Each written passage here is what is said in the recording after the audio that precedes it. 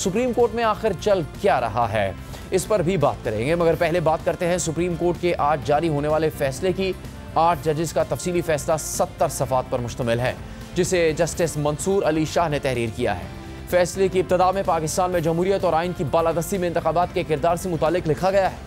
आवाम की राय हमारे जमहूरी आइन के बुनियादी हिस्से में शामिल होती है और आज़ाद और मुनसिफाना इंतखाबात जमहूरियत में बुनियादी हैसियत के हामिल होते हैं। जवाब दहिंदगान के वकील ने दलाइल दिए कि अपीलों के दायरे इख्तियार से मुतालिक आइन के आर्टिकल 185 के तहत यह अदालत इन दरखास्तों से आगे नहीं बढ़ सकती। हम खौफजदा है कि एतराज़ गलत फहमी का नतीजा है। ये गलत फहमी इंतखाबी तनाज़ात को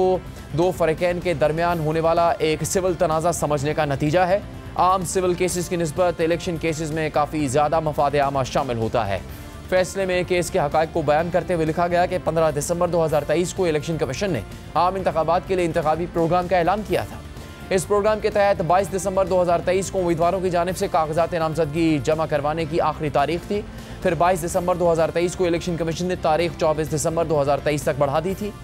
22 दिसंबर 2023 को ही इलेक्शन कमीशन ने सियासी जमात पाकिस्तान तहरीक इंसाफ के इंट्रा पार्टी इंतखाबात के ज़ेर इल्तवा मामले का फैसला भी सुना दिया, जिसमें इलेक्शन कमीशन ने यह तय किया कि PTI ने अपने आइन और इलेक्शन कवानीन के तहत इंट्रा पार्टी इंतखाबात नहीं करवाए हैं और इलेक्शन कमीशन ने PTI के इंट्रा पार्टी इंतखाबात को मानने से इनकार कर दिया और PTI को अपना इंतखाबी निशान इस्तेमाल करने के लिए नाअहल करार दे दिया। 26 दिसंबर 2023 को पेशावर हाई कोर्ट ने इलेक्शन कमीशन के इस फैसले को इब्तदाई तौर पर मुअत्तल कर दिया और पेशावर हाई कोर्ट ने 10 जनवरी 2024 को इलेक्शन कमीशन के इस फैसले को ख़त्म कर दिया। लेकिन 13 जनवरी 2024 को सुप्रीम कोर्ट ने इलेक्शन कमीशन का फैसला बहाल कर दिया, जिसके बाद PTI के उम्मीदवारों को उनके पार्टी का इंतखाबी निशान देने के बजाय इलेक्शन कमीशन ने बतौर आज़ाद उम्मीदवार मुख्तलिफ निशान अलॉट कर दिए। इलेक्शन प्रोग्राम के तहत जब रिटर्निंग अफसरान ने इंतखाबी उम्मीदवारों की फहरिस्त शाया की तो लिस्ट में PTI उम्मीदवारों को आज़ाद उम्मीदवार जाहिर किया गया था। PTI के एक उम्मीदवार सलमान अकरम राजा ने अपने हल्के में रिटर्निंग अफसर के इस फैसले को इलेक्शन कमीशन में चैलेंज कर दिया था, मगर इलेक्शन कमीशन ने 2 फरवरी 2024 को इस चैलेंज को मुस्तरद करते हुए उन्हें आज़ाद उम्मीदवार ही डिक्लेयर कर दिया। 8 फरवरी 2024 को पोलिंग हुई और इलेक्शन कमीशन ने PTI के जीतने वाले उम्मीदवारों को बतौर आज़ाद उम्मीदवार नोटिफाई कर दिया। नोटिफिकेशन जारी होने के बाद इन आज़ाद उम्मीदवारों की एक बड़ी तादाद ने एक सियासी जमात सुन्नी इत्तेहाद काउंसिल में शमूलियत इख्तियार कर ली ताकि उन्हें ख़वातीन और अक़लियतों की मखसूस नशिस्तों में से हिस्सा मिल सके। 21 फरवरी को सुन्नी इत्तेहाद काउंसिल ने इलेक्शन कमीशन को आज़ाद उम्मीदवारों की शमूलियत से मुतालिक आगाह किया और इनसे 4 मुख्तलिफ खतूत के जरिए मखसूस नशिस्तों में अपना हिस्सा अलॉट करने की दरख्वास्त की। कुछ दीगर जमातें, जिनमें मुस्लिम लीग नून और मुत्तहिदा कौमी मूवमेंट शामिल है, उन्होंने सुन्नी इत्तेहाद काउंसिल की दरख्वास्त के खिलाफ इलेक्शन कमीशन में दरख्वास्त दायर कर दी और मौक़िफ़ इख्तियार किया कि ये मखसूस नशिस्तें उन समेत दीगर सियासी जमातों को अलॉट कर दी जाएँ। कुछ अफराद ने इनफरादी हैसियत में सुन्नी इत्तेहाद काउंसिल की दरख्वास्त के खिलाफ दरख्वास्तें दायर की और कहा कि सुन्नी इत्तेहाद काउंसिल को पार्लिमानी जमात के तौर पर तस्लीम न किया जाए। 1 मार्च 2024 को इलेक्शन कमीशन ने सुन्नी इत्तेहाद काउंसिल की मखसूस नशिस्तों से मुताल्लिक़ दरख्वास्त मुस्तरद कर दी और उनके हिस्से की मखसूस नशिस्तों को दीगर जमातों में तकसीम करने का फैसला एक ऑर्डर के जरिए जारी कर दिया, जिसके बाद ये मखसूस नशिस्तें दीगर जमातों को अलॉट कर दी गई। सुन्नी इत्तेहाद काउंसिल ने इलेक्शन कमीशन के इस ऑर्डर को पेशावर हाई कोर्ट में चैलेंज कर दिया। 25 मार्च 2024 को पेशावर हाई कोर्ट ने सुन्नी इत्तेहाद काउंसिल की दरख्वास्त को खारिज करते हुए इलेक्शन कमीशन के फैसले को बरकरार रखा, जिसके बाद सुन्नी इत्तेहाद काउंसिल ने सुप्रीम कोर्ट में ये अपीलें दायर कर दी। इन अपीलों के इल्तवा के दौरान PTI ने इस केस में शमूलियत की दरख्वास्त दायर की और उन्होंने वो तमाम हक़ाइक़ और हालात पेश कर दिए जिनके तहत कामयाब उम्मीदवार सुन्नी इत्तेहाद काउंसिल में शामिल हुए थे।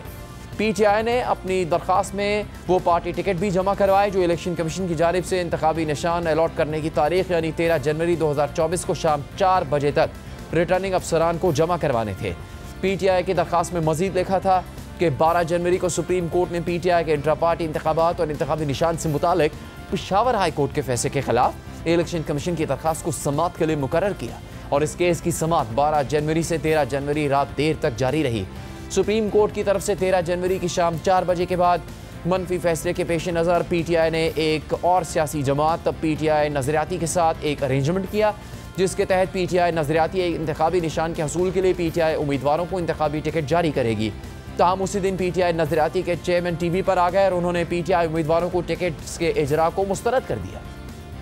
इसी दौरान इलेक्शन कमीशन ने भी 13 जनवरी को एक ऑर्डर जारी कर दिया, जिसमें उन्होंने रिटर्निंग अफसरान को हिदायत की कि वो किसी जमात के उम्मीदवारों के लिए जारी किसी दूसरी जमात के टिकट्स को कबूल ना करें जिसके बाद अक्सर PTI उम्मीदवारों ने PTI नजरियाती के टिकट वापस करके अपनी जमात के टिकट जमा करवा दिए। कुछ रिटर्निंग अफसरान ने टिकट वसूल किए, जबकि कुछ ने सुप्रीम कोर्ट में ज़ेर इल्तवा फैसले के नतीजे में टिकट वसूल करने से इनकार कर दिया। सुप्रीम कोर्ट के फैसले के इंतजार में इलेक्शन कमीशन ने टिकट जमा करवाने का वक्त शाम 4 बजे से रात 12 बजे तक बढ़ा दिया। रात 11 बजे सुप्रीम कोर्ट ने मुख्तसर फैसला सुनाया, जिसके नतीजे में रिटर्निंग अफसरान ने PTI के टिकट्स मुस्तरद कर दी और PTI उम्मीदवारों को आज़ाद करार देते हुए उन्हें मुख्तलिफ इंतखाबी निशान अलॉट कर दिए। 8 फरवरी 2024 को पोलिंग के नतीजे में PTI उम्मीदवारों ने कौमी और सूबाई असम्बलियों में बड़ी तादाद में नशिस्तें जीत ली और इलेक्शन कमीशन ने PTI के उन कामयाब उम्मीदवारों को बतौर आज़ाद उम्मीदवार नोटिफाई किया। PTI की दरखास्त के मुताबिक इलेक्शन कमीशन इससे पहले 2018 में एक सियासी जमात बलूचिस्तान अवामी पार्टी को जनरल नशिस्तों पर हिस्सा न लेने के बावजूद मखसूस नशिस्तों के लिए अहल करार दे चुका है। इसीलिए PTI के हमायत याफ्ता आज़ाद उम्मीदवारों ने कामयाब होने के 3 दिन के अंदर सुन्नी इत्तेहाद काउंसिल में शमूलियत इख्तियार कर ली ताकि वो मखसूस नशिस्तों के लिए अहल हो सके। इसके अलावा PTI ने अपनी दरखास्त में ये दलाइल भी दिए कि ये मतनाज़ मखसूस नशिस्तें या सुन्नी इत्तेहाद काउंसिल को दी जाएँ या फिर खुद PTI को दी जाएँ। फैसले में मजीद लिखा कि इस तरह अपने दलाइल के दौरान सुन्नी इत्तेहाद काउंसिल के वकील ने भी उन हालात को बयान करने की कोशिश की जिनके तहत PTI उम्मीदवारों ने सुन्नी इत्तेहाद काउंसिल में शमूलियत इख्तियार की थी। ताहम बेंच के कई मुअज़्ज़ज़ मेंबरान ने उनके इस मौके पर तनकीद करते हुए उन्हें कहा कि आप कैसे 2 मुतज़ाद दलाइल दे सकते हैं। आप तो सुन्नी इत्तेहाद काउंसिल की तरफ से लड़ रहे हैं, PTI की तरफ से नहीं। लेकिन एहतराम के साथ हम ये कह रहे हैं कि इस मामले में सुन्नी इत्तेहाद काउंसिल और PTI ने एक ही मौक़िफ़ इख्तियार किया। और इसके आगे फैसले में अदालत ने लिखा कि मंदरजा वाला हक़ाइक़ और दलाइल की रोशनी में कानून के इन सवालात का जवाब तय करना पड़ेगा। सवाल नंबर 1, इलेक्शन एक्ट 2017 के सेक्शन 215(5) के तहत एक सियासी जमात को उसके इंतखाबी निशान के लिए नाअहल करने के क्या नताइज निकलते हैं? इससे उस सियासी जमात के आईनी और कानूनी हुकूक पर क्या असर पड़ता है? सवाल नंबर 2,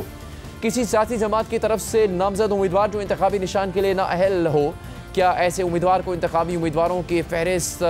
यानी फॉर्म 33 में आज़ाद उम्मीदवार कहा जा सकता है? और क्या कामयाबी की सूरत में ऐसे उम्मीदवार को सेक्शन 98 के नोटिफिकेशन में आज़ाद उम्मीदवार कहा जा सकता है? सवाल नंबर 3, क्या आइन के आर्टिकल 51(6)(e) और D, आर्टिकल 106(3)(c) उन सियासी जमातों से मुतालिक है जिन्होंने जनरल नशिस्तों पर इलेक्शन लड़ा, जीता हो, या फिर इंदराज शुदा तमाम जमातों से मुतालिक है? सवाल नंबर 4, आइन के आर्टिकल 51(6)(e) और D, आर्टिकल 106(3)(c) के तहत किसी जमात की मुतनासिब नुमाइंदगी को कैसे कैलकुलेट किया जाता है? फैसले मजीद लिखा गया है कि हम मंदरजा बाला सवालात पर बहस के बाद फैसला करेंगे। इसी तरह किसी सियासी जमात को इंतखाबी निशान न मिलने की वजह से उसके दीगर आइनी और कानूनी हुकूक से इनकार नहीं किया जा सकता। इसी वजह से सेक्शन 215(5) के ज़रिए दिए गए जुर्माने का दायरा उसकी वाज़ेह शराइत तक ही महदूद रहना चाहिए ताकि इस बात को यकीनी बनाया जा सके कि किसी सियासी जमात का कोई और आइनी या कानूनी हक मुतासर ना हो। फैसले के मुताबिक ऊपर दी गई तशरीह की रोशनी में इस सवाल का तयन किया है कि किसी भी सियासी जमात की जानिब से इंट्रा पार्टी इंतखाबात के हवाले से सेक्शन 209 की तकमील ना होने की वजह से वो पार्टी सेक्शन 215 की ज़ैली शेख 5 के तहत इलेक्शन में हिस्सा लेने के लिए इंतखाबी निशान के लिए अहल नहीं होगी। ना इससे ज़्यादा कोई सज़ा मिल सकती है, ना ही इससे कम। साथ ही इस तरह के ऐलान से पार्टी के दीगर आइनी और कानूनी हुकूक मुतासर नहीं होंगे। इलेक्शन कमीशन के 22 दिसंबर को दिए गए फैसले का, जिसको इस अदालत ने 13 जनवरी को बरकरार रखा, उसका ये नतीजा होना चाहिए था और इससे PTI के बतौर सियासी जमात ऑपरेट करने के बाकी आइनी और कानूनी हुकूक मुतासर नहीं होने चाहिए थे। इस बात का इदराक किया गया कि अगर ये अदालत ये कानूनी पोजीशन अपने 13 जनवरी 2024 के ऑर्डर में या इलेक्शन कमीशन अपने 22 दिसंबर के ऑर्डर में वाज़े कर देता तो PTI के उम्मीदवारों की हैसियत या मखसूस नशिस्तों के हकूक़ के सवाल पर इतनी कन्फ्यूजन ही पैदा नहीं होती। हमें बहुत मजबूरी से कहना पड़ रहा है कि हमें इलेक्शन कमीशन के इस इख्तियार पर शक है कि वो सेक्शन 209 के तहत किसी भी सियासी जमात के इंट्रा पार्टी इंतखाबात का सर्टिफिकेट मुस्तरद कर सकता है। और ये कि क्या इलेक्शन कमीशन ने सेक्शन 215(5) के तहत अपने इख्तियारात का इस्तेमाल मुनसिफाना, जायज़ और माकूल अंदाज में किया है, वो भी इस सूरत में कि जब इलेक्शन के प्रोग्राम का ऐलान किया जा चुका हो और आवाम की अपने मनपसंद सियासी जमात को वोट देने का हक भी दाव पर लगा हो। इसी तरह हमें इस बात पर भी तहफ़्फ़ुज़ात हैं, जिस तरह इंट्रा पार्टी इंतखाबात का मामला, जो कि किसी भी जमात के अंदरूनी गवर्नेंस का मामला होता है, वो आवाम के उस सियासी जमात को वोट देने के हक पर गालिब आ सकता है और उस सियासी जमात के पास इलेक्शन में हिस्सा लेने के लिए अपने उम्मीदवारों को देने के लिए इंतखाबी निशान ना हो। अब क्योंकि इन सवालात पर PTI नजरसानी की दरख्वास्त दायर कर चुकी है और ये मामला अदालत में है, तो हम इसका जायजा लेने और इस हवाले से अपनी बाकायदा राय देने से गुरेज करेंगे। फैसले के मुताबिक यहाँ पर हमें इलेक्शन रूल नंबर 94 की कानूनी हैसियत का तयन करना होगा। यहाँ ये बताना ज़रूरी है कि इलेक्शन कमीशन को इलेक्शन एक्ट के सेक्शन 239 के तहत इस एक्ट में दर्ज अपनी जिम्मेदारियों को पूरा करने के लिए रूल्स बनाने का इख्तियार दिया गया है। रूल नंबर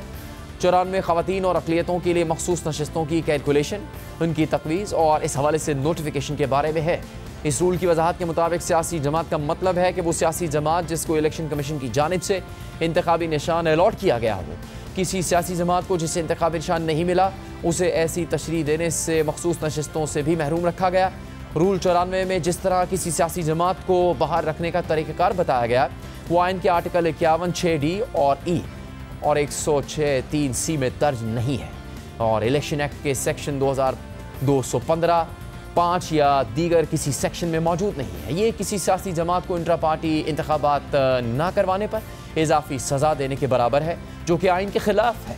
इसके बाद तफसीली फैसले में दूसरा सवाल उठाया गया कि क्या एक उम्मीदवार जिसे किसी सियासी जमात ने नामजद किया हो लेकिन वो इंतखाबी निशान हासिल करने के लिए नाअहल हो, उसको उम्मीदवारों की फहरिस्त यानी फॉर्म 33 में एक आज़ाद उम्मीदवार के तौर पर शामिल किया जा सकता है? और क्या ऐसे कामयाब उम्मीदवार को सेक्शन 98 के नोटिफिकेशन में एक आज़ाद कामयाब उम्मीदवार के तौर पर मुतला किया जा सकता है?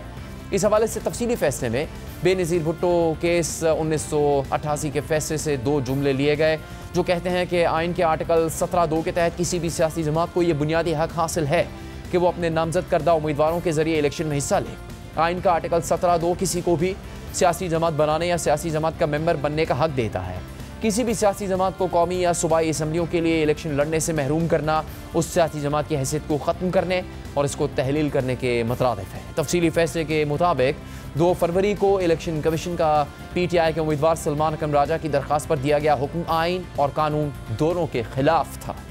रिटर्निंग अफसरान की जानिब से PTI उम्मीदवारों को फॉर्म 33 में आज़ाद उम्मीदवारों के तौर पर जाहिर करना गैर आइनी गैर कानूनी है। साथ ही यहाँ ये भी वाज़ेह किया जाए कि इलेक्शन कमीशन ने इस अदालत के 13 जनवरी 2024 के फैसले के पैराग्राफ 11 में दी गई ऑब्जर्वेशन को गलत तरीके से लिया। उसके बाद अदालत ने दीगर फैसलों का हवाला देते हुए लिखा कि अगर सियासी जमात को इंतखाबी निशान के हसूल के लिए नाअहल करार दिया गया हो तो उसके नामजद करदा उम्मीदवारों को आज़ाद उम्मीदवार नहीं डिक्लेयर किया जा सकता। फैसले के मुताबिक इलेक्शन कमीशन ने सलमान अकरम राजा के केस में अपने फैसले में लिखा था कि वो बैरिस्टर गौहर खान को PTI का चेयरमैन तस्लीम नहीं करता, इसीलिए वो सलमान अकरम राजा को पार्टी टिकट जारी नहीं कर सकते। हमें यह मालूम हुआ है कि इलेक्शन कमीशन इस बात का तयन करने में नाकाम रहा है कि इसका PTI के इंट्रा पार्टी इंतखाबात मुस्तरद करने का फैसला 26 दिसंबर 2023 से लेकर 13 जनवरी 2024 तक मुअत्तल था। इस अरसे के दौरान बैरिस्टर गौहर खान PTI के चेयरमैन थे और इसीलिए उन्होंने पार्टी उम्मीदवारों को जो टिकट जारी किए थे वो जायज़ थे। फैसले के मुताबिक यहाँ ये तसव्वुर करना गैर मंतकी है कि एक सियासी जमात को जो मुकम्मल तौर पर फ़ाल है मगर कोई इंसान उसके मामलात की देखभाल नहीं कर रहा, इसीलिए इंटर पार्टी इंतखाबात के बाद बैरिस्टर गौहर खान ने PTI के मामलात संभाल लिए थे और उनकी जानिब से PTI के चेयरमैन के तौर पर 13 जनवरी 2024 से पहले किए जाने वाले इक़दाम मुकम्मल तौर पर जायज़ और मौसर थे। उसके बाद जस्टिस मंसूर अली शाह ने 14 सितंबर को जारी होने वाले वजाहती ऑर्डर का जिक्र किया है और लिखा है कि इलेक्शन कमीशन ने हमारे 12 जुलाई 2024 के ऑर्डर पर वजाहत मांगी थी, इसीलिए कोई कानूनी ज़रूरत नहीं थी कि हम अपना वजाहती ऑर्डर जारी करने से पहले मुतल्लिका फ़रीक़ैन को सुनते। इसीलिए हमने वो वजाहती ऑर्डर किसी को भी नोटिस किए या सुने बगैर जारी किया। तफसीली फैसले के मुताबिक क्या आइन का आर्टिकल 51 6D और E और 106 का सेक्शन 3C तमाम रजिस्टर्ड सियासी जमातों पर लागू होता है या सिर्फ उन सियासी जमातों पर जिन्होंने इलेक्शन में जनरल सीटें जीती हैं? आर्टिकल 51 कौमी असम्बली में ख़वातीन और अक़लियतों की मखसूस नशिस्तों के हवाले से है, जबकि आर्टिकल 106 सूबाई असम्बली में ख़वातीन और अक़लियतों की मखसूस नशिस्तों के हवाले से है। सुन्नी इत्तेहाद काउंसिल के वकील ने आर्टिकल 51 6D के हक़ में मौक़िफ़ इख्तियार किया है कि ये किसी भी आज़ाद उम्मीदवार को किसी सियासी जमात में शामिल होने की इजाज़त देता है और उस सियासी जमात को जो आम इंतखाबात में अपने नामजद करदा उम्मीदवारों के ज़रिए बरह रास्त इलेक्शन ना जीती हो, उसमें दीगर आज़ाद लोगों की शमूलियत के ज़रिए वो जमात मखसूस नशिस्तें हासिल कर सकती है। उन्होंने इस बात पर जोर दिया कि आर्टिकल 51 के सेक्शन 6D यानी में लफ्ज़ हासिल यानी सिक्योर्ड इस्तेमाल किया गया है, ना कि लफ्ज़ जीता यानी विन। फैसले के मुताबिक ख़वातीन की मखसूस नशिस्तों के लिए हर सूबा एक वाहिद और अलग हल्का है, जबकि गैर मुस्लिमों की मखसूस नशिस्तों के लिए पूरा मुल्क एक हल्का है। जबकि लफ्ज़ जीता की इस्तिलाह आर्टिकल 51(6) के दोनों पैराग्राफ डी और ई में इस्तेमाल की गई है। इन दोनों को करीब से जुड़े अहकामात को हम आहंग और मुतसिल तरीके से देखते हुए हम ये नतीजा अखज़ करते हैं कि हासिल यानी सिक्योर्ड और जीता यानी वन को एक दूसरे के मुतबादिल के तौर पर इस्तेमाल किया गया है। अगरचे दुरुस्त है कि कानून के हर हिस्से में एक ही लफ्ज़ के इस्तेमाल के एक ही मानी को अखज़ किया जाए और किसी लफ्ज़ की तब्दीली मानी में तब्दीली की निशानदेही करें, लेकिन ये मफरूज़ा हर मामले में क़तई यह हतमी नहीं होता। किसी कानून में इस्तेमाल शुदा अल्फाज की मानी की तशरीह में सियाक़ व सबाक़ इस मफरूज़े पर फ़ौक़ियत रखते हैं। आर्टिकल 51(6) के पैराग्राफ डी में अल्फाज हासिल, सिक्योर्ड और जीता वन एक जैसे मानी रखते हैं और उन्हें एक दूसरे के मुतबादिल के तौर पर इस्तेमाल किया गया है। फैसले के मुताबिक माकूल यकीन के साथ यह नतीजा अखज़ किया जा सकता है कि नशिस्तें हासिल की और जीत ली कि अल्फाज आर्टिकल 51(6) के पैराग्राफ डी में एक ही मानी रखते हैं और आर्टिकल की बुनियादी दफ़ात और शराइत में एक दूसरे की जगह इस्तेमाल हुए हैं। अब जबकि हमने ये तय कर लिया कि दोनों अल्फाज एक ही माने रखते हैं, तो अब हम नशिस्तें जीत ली के अल्फाज ही इस्तेमाल करेंगे, क्योंकि गैर वाज़े लफ्ज़ की तशरीह में वही लफ्ज़ इख्तियार किया जाता है जिसके माने बिल्कुल वाज़े हों। अब जब हम आर्टिकल 51(6) की दफ़ा डी पढ़ें तो इसका मतलब यही होगा कि सियासी जमातें अपने नामज़द करदा उम्मीदवारों के ज़रिए से जनरल नशिस्तें जीतती हैं। सुन्नी इत्तेहाद काउंसिल के वकील ने इस बात से इख्तलाफ नहीं किया कि सियासी जमातें अपने नामज़द करदा उम्मीदवारों के ज़रिए से जनरल नशिस्तें जीती हैं। ताहम अदालत उनकी इस दलील से इत्तफाक नहीं करती कि आर्टिकल बराह रास्त उम्मीदवार नामज़द करके जीतने वाली सियासी जमात को उस जमात के बराबर तस्लीम करता है जिसमें जीतने वाले आज़ाद उम्मीदवार शामिल हो जाएँ। फैसले के मुताबिक आइन के आर्टिकल 51(6)D का फोकस जीती गई जनरल नशिस्तें हैं, उन्हें जीतने वाली सियासी जमात नहीं है। और इस आर्टिकल का मकसद ये तय करना है कि जनरल नशिस्तें कैसी जीती गई, ये नहीं कि इस बारे में सियासी जमात से मुतालिक वजाहत की जाए। फैसले में मजीद कहा गया है कि आर्टिकल 51(6) के पैराग्राफ डी का मकसद ये है कि उम्मीदवार या आज़ाद उम्मीदवार सिर्फ ऐसी सियासी जमात में शामिल हो सकते हैं या उसमें शामिल होने की इजाज़त दी जा सकती है जिसने अपने नामज़द करदा उम्मीदवारों के ज़रिए कौमी असम्बली में मुतल्लिका सूबे से एक या ज़्यादा आम नशिस्तें हासिल की हों। फैसले के मुताबिक किसी सियासी जमात के उम्मीदवार या नामज़द शख्स के तौर पर ऐवान का रुकन बनने का अमल वो नताइज पैदा करता है। एक तो ये कि इससे वो सियासी जमात जिसका उम्मीदवार या नामज़द शख्स ऐवान का रुकन बनता है पार्लिमानी पार्टी बन जाती है, और दोम ये कि मुंतखब होने वाला वो शख्स उस पार्लिमानी पार्टी का रुकन बन जाता है। आज़ाद उम्मीदवार के तौर पर मुंतखब होने वाले ऐवान का रुकन सिर्फ ऐसी सियासी जमात में शामिल होकर पार्लिमानी पार्टी का रुकन बन सकता है जो पार्लिमानी पार्टी तश्कील दे सकती है, ना कि ऐसी सियासी जमात जो पार्लिमानी पार्टी की तश्कील ना करती हो। वो सियासी जमात जो पार्लिमानी पार्टी तश्कील ना देती हो उसमें शामिल होने के बावजूद किसी ऐवान का रुकन पार्लिमानी पार्टी का रुकन नहीं बनेगा और तमाम पार्लिमानी कार्रवाइयों के मकसद के लिए ऐवान का आज़ाद रुकन ही रहेगा। तीसरे सवाल के जवाब में अदालत ने वाज़ेह किया कि आर्टिकल 51(6)D उस सियासी जमात तस्लीम करता है जो सिर्फ रजिस्टर्ड ना हो बल्कि उसने मुतल्लिका सूबे से एक या एक से ज़्यादा कौमी असम्बली की नशिस्तें जीती हों। इसी तरह आर्टिकल 51(6)E की नज़र में सियासी जमात वही है जिसने पूरे मुल्क से कौमी असम्बली की एक या ज़्यादा नशिस्तें जीती हों। अब चूँकि सुन्नी इत्तेहाद काउंसिल वो सियासी जमात नहीं है जिसने कौमी असम्बली की कोई सीट जीती हो, इसीलिए आज़ाद उम्मीदवार उसके रुकन नहीं बन सकते। ताहम तहरीक इंसाफ ऐसी जमात है जिसने कौमी असम्बली की नशिस्तें जीती हैं और वो इन मुतनाज़ मखसूस नशिस्तों की अलॉटमेंट का हक रखती है। अदालत ये चौथा सवाल उठाती है कि मखसूस नशिस्तों के लिए किसी सियासी जमात के मुतनासिब नुमाइंदगी किस तरह तय की जाएगी, और कहा कि ये इस केस में सबसे मुश्किल सवाल था, लेकिन अगर सवाल नंबर 1, 2 और 3 के जवाब पढ़े जाएँ तो ये तनाज़ा पैदा ही नहीं होता। इस सवाल के जवाब में अदालत ने लिखा कि आर्टिकल 51(6)D और E के तहत मखसूस नशिस्तें मुख्तस करने के लिए सियासी जमातों की मुतनासिब नुमाइंदगी का हिसाब हर सियासी जमात की जीती हुई जनरल नशिस्तों की कुल तादाद की बुनियाद पर किया जाता है। इसमें वो आज़ाद उम्मीदवार भी गिने जाते हैं जो इसमें शामिल होते हैं। लिहाजा इलेक्शन कमीशन इसके मुताबिक मखसूस नशिस्तों पर तहरीक इंसाफ और दीगर सियासी जमातों की मुतनासिब नुमाइंदगी के हिस्से का हिसाब लगाए। अगर कोई शख्स किसी गैर कानूनी अमल या अवामी ओहदेदार की कोताही की वजह से किसी हक या फ़ायदे से महरूम होता है तो वो इंसाफ के कायदे की रोह से उस हक या फ़ायदे को हासिल करने का हकदार है और उसे उसी हैसियत में रखा जाएगा जैसा कि वो उस सूरत में होता कि अगर ऐसा गैर कानूनी अमल ना किया जाता या अवामी ओहदेदार की तरफ से कोताही ना की गई होती। फैसले के मुताबिक रिटर्निंग अफसरान और इलेक्शन कमीशन के कई मुताबिक गैर कानूनी इक़दाम और कोताहियाँ PTI के उम्मीदवारों और वोटर्स के लिए उलझन और तासुब का बाइस बने हैं और इनमें दर्ज झैल शामिल हैं। कमीशन की जानिब से 22 दिसंबर 2023 के हुक्मनामे में वाज़ेह ना करते हुए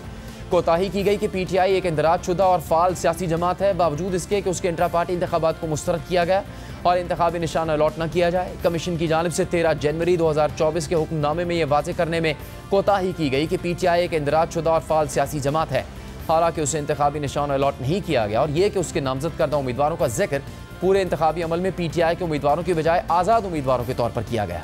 इलेक्शन लड़ने वाले उम्मीदवारों की फहरिस्त यानी फॉर्म 33 में रिटर्निंग अफसरान की जानिब से PTI के उम्मीदवारों की हैसियत का आज़ाद उम्मीदवार के तौर पर गलत जिक्र किया गया। इलेक्शन कमीशन की जानिब से एक PTI उम्मीदवार की दरख्वास्त पर इलेक्शन लड़ने वाले उम्मीदवारों की फहरिस्त में PTI के उम्मीदवार होने के दावे को मुस्तरद करते हुए गलत फैसला दिया गया। नोटिफिकेशन में इलेक्शन कमीशन की जानिब से PTI के उम्मीदवारों का आज़ाद उम्मीदवारों के तौर पर गलत जिक्र किया गया और इलेक्शन कमीशन की जानिब से सुन्नी इत्तेहाद काउंसिल में कुछ उम्मीदवारों की शमूलियत को गलत तौर पर तस्लीम किया गया। इसके बावजूद कि ये ऐसी सियासी जमात नहीं थी जिसमें आइन के तहत आज़ाद उम्मीदवार शामिल हो सकता। इलेक्शन कमीशन की जानिब से इलेक्शन रूल्स की शेख 94 की गैर आइनी वजाहत की गई और एक सियासी जमात को नाअहल करार दे दिया गया, जिसे आम नशस्तों पर जीतने के बावजूद मखसूस नशस्तों के अलॉटमेंट का हक इसलिए नहीं दिया गया क्योंकि उसे इंतखाबी निशान अलॉट नहीं किया गया था। ये इकदाम भी PTI, उसके उम्मीदवारों और वोटर्स के लिए कन्फ्यूजन और तासुब का बाइस बना। इस अदालत यानी सुप्रीम कोर्ट ने 13 जनवरी 2024 को PTI के इंट्रा पार्टी इंतखाबात के मामले में फैसला उसी दिन दिया जो इलेक्शन प्रोग्राम के मुताबिक पार्टी टिकट जमा करवाने और इंतखाबी निशानात के अलॉटमेंट के लिए मुकर्रर किया गया था, और वो भी वाजे किए बगैर कि इस फैसले से PTI की इंतखाबी हैसियत मुतासिर नहीं होगी। ये इकदाम भी PTI, उसके उम्मीदवारों और वोटर्स के लिए कन्फ्यूजन और तासुब का बाइस बना। PTI इसके उम्मीदवारों और वोटर्स को इन गैर कानूनी कामों और कोताहियों की वजह से मखसूस नशस्तों पर मुतनासिब नुमाइंदगी के उनके आइनी हक से महरूम कर दिया गया और इस हक को वो हासिल करने के हकदार हैं। तहम आइन या इलेक्शन एक्ट में इस सूरत हाल से निपटने और गलत को दुरुस्त करने के लिए कोई ख़ास चेक मौजूद नहीं। मुकम्मल इंसाफ करना आइन के आर्टिकल 187(1) के तहत सुप्रीम कोर्ट का इख्तियार है और इसे किसी भी मामले में अदालत इस्तेमाल कर सकती है, जबकि कानून की कोई ख़ास चेक मसले का हल पेश ना करती हो। अदालतों और निज़ाम अदल का हतमी मकसद ये है कि इस बात को यकीनी बनाकर इंसाफ फराहम किया जाए कि लोगों तक उनके हुकूक पहुँचाए जाएँ, यानी इंसाफ होने दो चाहे आसमान गिर पड़े। इस तरह आइन के आर्टिकल 187(1) के तहत इख्तियार किसी भी मामले में शफाफियत को तरजीह देकर मुकम्मल इंसाफ को यकीनी बनाने पर मरकूज़ है। फैसले में लिखा कि हम 8 और हमारे 3 साथियों यानी चीफ जस्टिस कादी फायजीसा, जस्टिस जाय आफरीदी और जस्टिस जमाल मंदोखिल ने इस बात पर इत्तेफाक किया कि रिटर्निंग अफसरान और इलेक्शन कमीशन के गैर कानूनी इक़दामात और कोताही की वजह से PTI के उम्मीदवारों और वोटर्स को अपने कुछ आइनी और कानूनी हुकूक बिलखुसूस मखसूस नशस्तों पर मुतनासिब नुमाइंदगी के हक से महरूम होना पड़ा। तहम हम इस बात पर इख्तलाफ रखते थे कि हम उन्हें इस हक पर कैसे बहाल कर सकते हैं। चीफ जस्टिस कादी फायजीसा और जस्टिस जमाल मंदोखिल ने राय कायम की कि जिन उम्मीदवारों ने कागजात नामजदगी में ये कहा था कि उनका ताल्लुक PTI से है और उन्होंने दस्तबरदारी की आखिरी तारीख से पहले किसी दूसरी सियासी जमात से वाबस्तगी जाहिर नहीं की थी, उन्हें PTI के उम्मीदवार समझा जाना चाहिए था। जस्टिस जाय आफरीदी का मौक़िफ़ है कि कौमी या सूबाई असम्बली की किसी नशिस्त के लिए अगर किसी उम्मीदवार ने अपने कागजात नामजदगी में PTI से ताल्लुक़ रखने का ऐलान किया हो और उसी का सर्टिफिकेट जमा करवाया हो तो वो उस वक्त तक PTI का उम्मीदवार रहेगा जब तक कि वो इलेक्शन कमीशन या रिटर्निंग ऑफिसर को तहरीरी इतला ना दे कि उसे किसी दूसरी सियासी जमात का उम्मीदवार या आज़ाद उम्मीदवार समझा जाए। हमारे साथियों ने यह फ़र्ज़ किया और कबूल कर लिया है कि PTI के उम्मीदवारों ने किसी भी मजबूरी के बगैर अपनी मर्जी से PTI नज़रियाती के साथ अपनी वाबस्तगी का ऐलान किया। हम हालात के जबर के अलावा इसे कोई भी और नाम देने से कासिर हैं कि कौमी सतह की सियासी जमात यानी PTI, जिसने कभी वफाकी हुकूमत और 2 सूबाई हुकूमतें भी बनाई थीं, उसका उम्मीदवार PTI नज़रियाती के साथ ऐलान क्यों करेगा जिसका नाम भी ज़्यादातर वोटर्स ने नहीं सुना था, या वो उम्मीदवार तहरीक इंसाफ को छोड़कर अपनी मर्जी से आज़ाद उम्मीदवार क्यों बनेंगे। अगर ये 1 या 2 उम्मीदवारों का मामला होता तो हम इनकी मर्जी का तसव्वुर कर सकते थे, ताहम हम किसी भी तरह ये तसव्वुर नहीं कर सकते कि कौमी और सूबाई असम्बलियों को सैकड़ों उम्मीदवार अपनी मर्जी से इस तरह का काम करेंगे। लिहाजा हम इस नतीजे पर पहुँचे हैं कि बाद में PTI नज़राती या आज़ाद उम्मीदवारों के तौर पर हल्फनामा दायर करने के बावजूद इलेक्शन कमीशन की तरफ से जमा करवाए गए 80 उम्मीदवारों की फहरिस्त में से 39 उम्मीदवार जिन्होंने या तो PTI के पार्टी सर्टिफिकेट जमा करवाए थे या PTI से अपनी वाबस्तगी का ऐलान किया था, वो PTI के ही उम्मीदवार हैं।